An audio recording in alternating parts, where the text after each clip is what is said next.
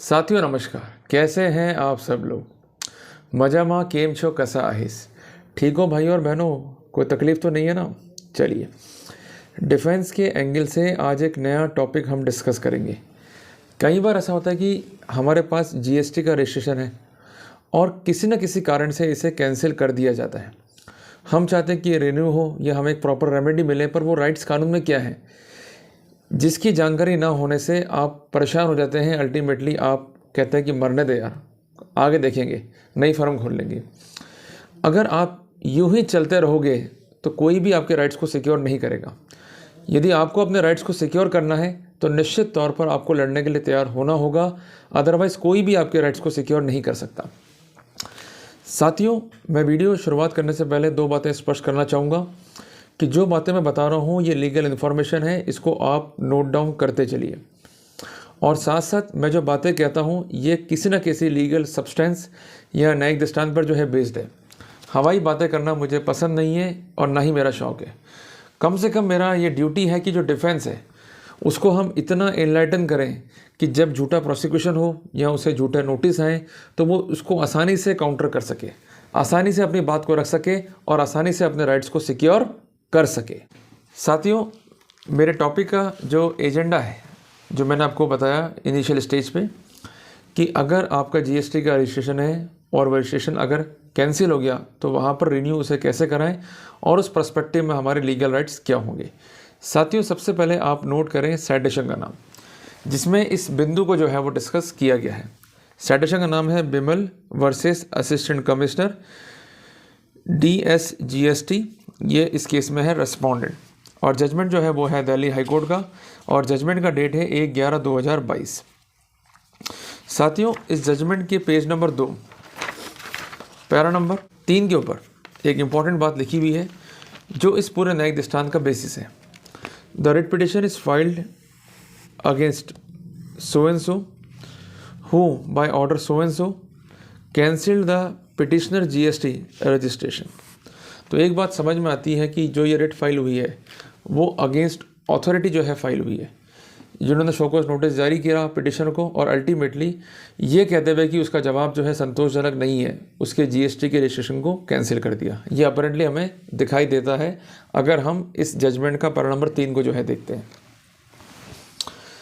The record shows that a show cause notice has been served to the petitioner by which he required to appear before the concerned authority and the show cause notice is dated so and so।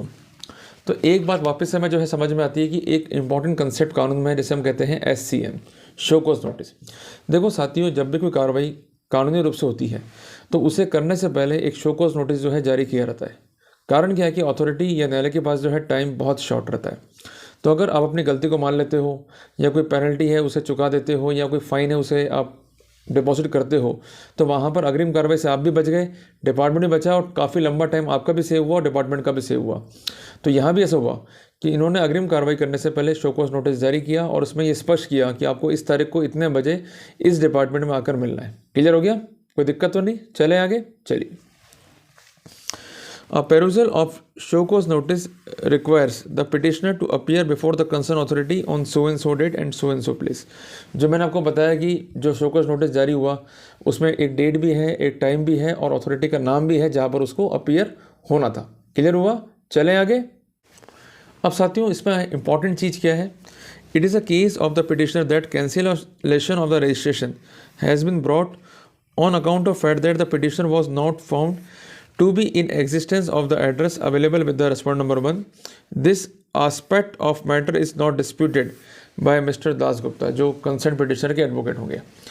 It is the petitioner's case that cancellation of the registration has been brought on account of fact that the petitioner was not found to be in existence at address available with the respondent number 1।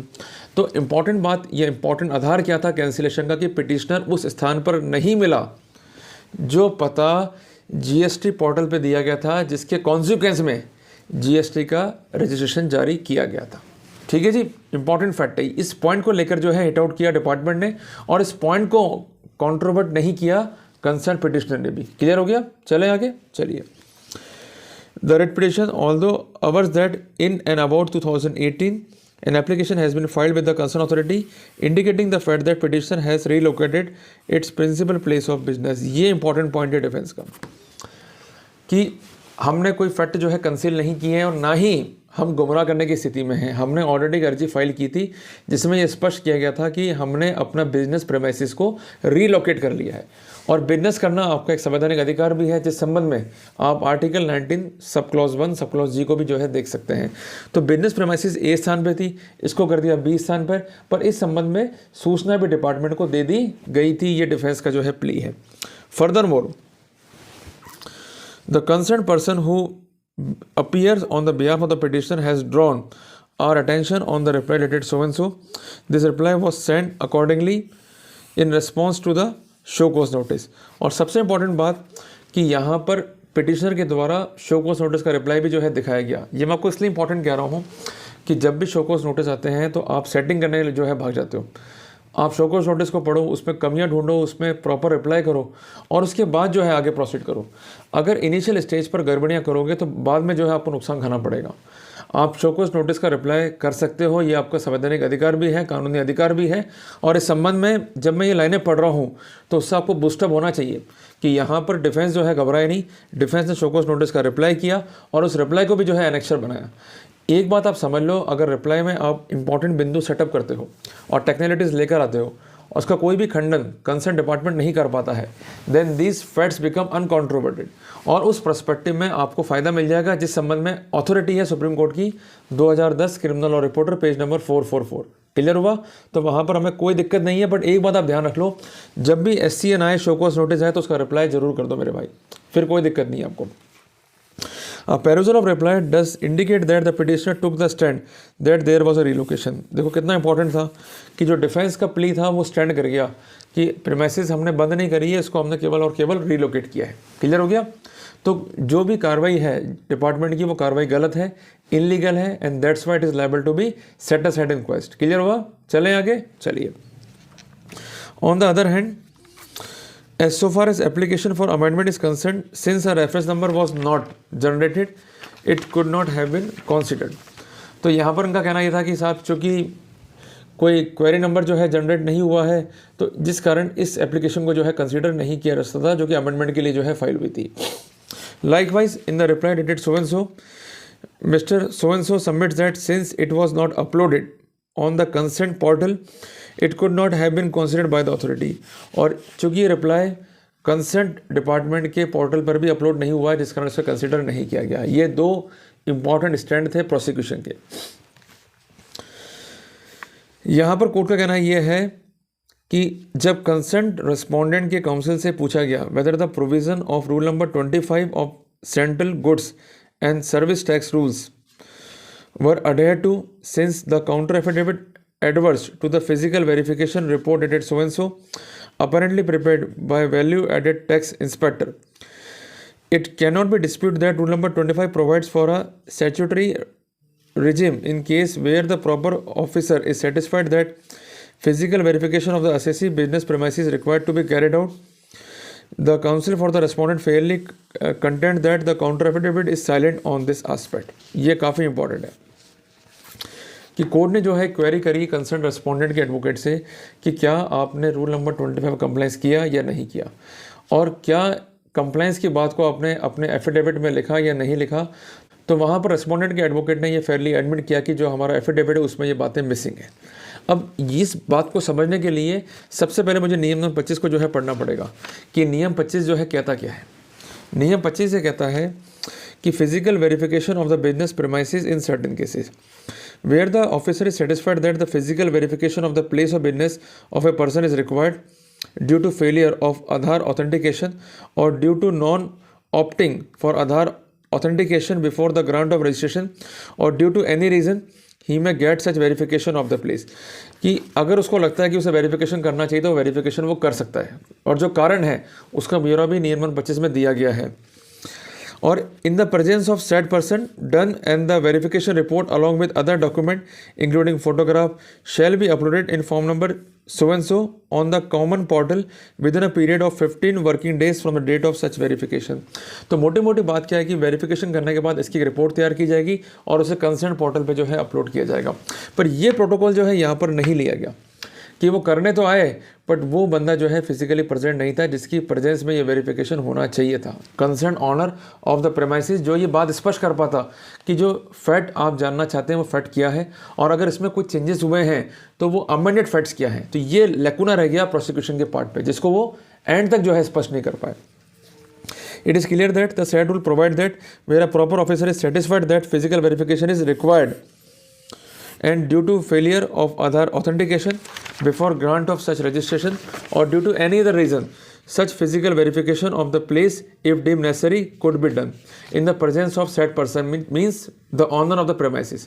But सबसे important बात क्या है कि rule 25 जो है ये mandatory है, it is not a mere formality। Furthermore, after physical verification is carried out, a report generated in that behalf along with other documents including photographs is required to be uploaded in form number so and so on a common portal within 15 days from the such verification। Verification होगा, relevant document जो है collect किए जाएंगे, photograph जो है ली जाएगी और उसको पर्टिकुलर पोर्टल पे जो है अपलोड किया जाएगा एक पर्टिकुलर फॉर्मेट के अंदर। और सबसे इंपॉर्टेंट बात जिसके लिए समय अवधि जो है वो है 15 days from date of verification. ये आपको जो है ध्यान में रखनी है। As evident in the instant case, the concerned officer deemed is necessary to carry out the physical verification of the petitioner's place before proceeding to pass the impugn order। कि इन्होंने ना तो प्रॉपर वेरिफिकेशन किया और ना ही concern person से इस बारे में जानकारी चाहिए कि करना क्या है। इन्होंने सीधे जो है कैंसिलेशन को जो है प्रोसीड कर लिया और impugn ऑर्डर जो है पास कर दिया which resulted in cancellation of the petitioner's GST registration, जिस कॉन्सिक्वेंस में पिटिशनर का जो रजिस्ट्रेशन था GST का वो भी जो है निरस्त हो गया। It is clear that no notice as required by rule number 25 is given to the concerned person and therefore the proceedings are impugned and that's why it cannot be stand। इस कारण कोर्ट ने माना कि proceeding जो है वो impugned है और उसको स्टैंड नहीं किया जा सकता। और कोर्ट ने इंपॉर्टेंट ऑर्डर क्या दिए कि जो ये रजिस्ट्रेशन है इस संबंध में आप प्रॉपर कार्रवाई सुनिश्चित करें। अब आया कोर्ट का व्यू। कोर्ट का व्यू क्या है? The GST registration shall be restored. तो इम्पॉर्टेंट चीज़ अपन ने क्या समझी कि जब नियम 25 है उसमें इम्पॉर्टेंट चीज़ अपन ने क्या देखा कि जो आधार वेरिफिकेशन है या अदर रीज़न जो स्पेसिफिक है उस पर्सपेक्टिव में उसको ये लगता है कि मैं सर्टिफिकेट जारी करूँगा बट उससे पहले इस कंसर्न प्रेमाइसिस का मैं वेरिफिकेशन करूँगा तो वो वेरिफिकेशन वो कर सकता है। बट इसको करने से पहले वो शो कॉज नोटिस भी जारी करेगा कंसर्न पर्सन को कि वो प्रेजेंट रहे और जो क्वेश्चंस हैं या डॉक्यूमेंट है जो रिक्वायर्ड है वो उसे प्रोवाइड करे। अगर वो नोटिस जारी नहीं किया जाता है और उसके अभाव में प्रोसीडिंग्स कंडक्ट की जा रही हैं तो ये सारी प्रोसीडिंग्स जो है इनलीगल है। और इसके साथ साथ उसको ये समझना भी है कि वेरिफिकेशन रिपोर्ट तैयार करनी है, डॉक्यूमेंट्स को अपलोड करना है कंसर्न पोर्टल पे in a concern format within 15 days from date of the verification. अगर ये चीज़ें नहीं हैं और नियमों का उल्लंघन है तो वहाँ पर कोई भी इम्प्यून ऑर्डर को स्टैंड नहीं रख सकते। It is liable to be set aside, it is liable to be quashed. तो साथियों अगर आप ऐसी समस्या से गुजर रहे हैं तो सबसे पहले ये देखें कि प्रोसीडिंग करने से पहले क्या कोई नोटिस आपको आया था या नहीं आया था, क्या मौके पर प्रेजेंस आपकी रखी गई या नहीं रखी गई।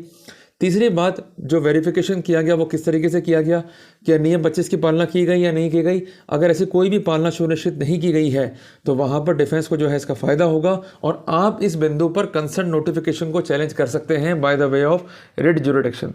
तो घबराने का नहीं है, केवल और केवल आपको अपने राइट्स को इन्फोर्स करना है तो निश्चित तौर पर आप जो है जीतेंगे, निश्चित तौर पर आप अपने अधिकारों को इन्फोर्स कर पाएंगे। तो साथियों अगर आपको टॉपिक अच्छा लगा तो इसको लाइक और शेयर जरूर कीजिएगा। मिलते हैं एक नए टॉपिक के साथ, तब तक के लिए जय हिंद, जय भारत।